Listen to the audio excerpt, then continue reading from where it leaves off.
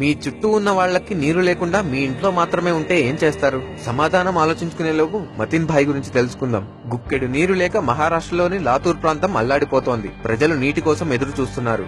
ఎక్కడా నీటి చుక్క కూడా జారని పరిస్థితి. ఒక వ్యక్తి ఇంట్లోని బోరులో మాత్రం నీళ్లు ధారాళంగా ఉన్నాయి. చాలా మందిలా తన నీటిని దాచేసుకోలేదు. లాతూర్కు చెందిన షేక్ మతిన్ మూసా తన ఊరి దాహాన్ని తీరుస్తున్నాడు. ప్రతిరోజు తన బోరు నుంచి 10,000 లీటర్ల నీటిని ప్రజలకు అందిస్తున్నాడు. డబ్బు ఆశించకుండా 3 నెలలుగా ఉచితంగా ఈ గొప్ప పని చేస్తున్నాడు. అడిగితే నా దగ్గరున్న నీరు నాది కాదు, అది అందరిది కాబట్టి వాళ్ళు తీసుకుంటున్నారంటూ సింపుల్ గా నవ్వుతున్నాడు. స్థానిక పాఠశాలలో సాధారణమైన లెక్కల టీచర్ గా పనిచేస్తున్న మతిన్ ఇతరులకు సాయం చేయడానికి గొప్ప మనసుంటే చాలని నిరూపించుకున్నాడు. డబ్బులకి నీళ్లమ్ముకుంటున్న ఈ రోజుల్లో మతిన్ దాతృత్వాన్ని కొలవడానికి కొలబద్ద ఏముంటుంది? పుణ్యం తప్ప.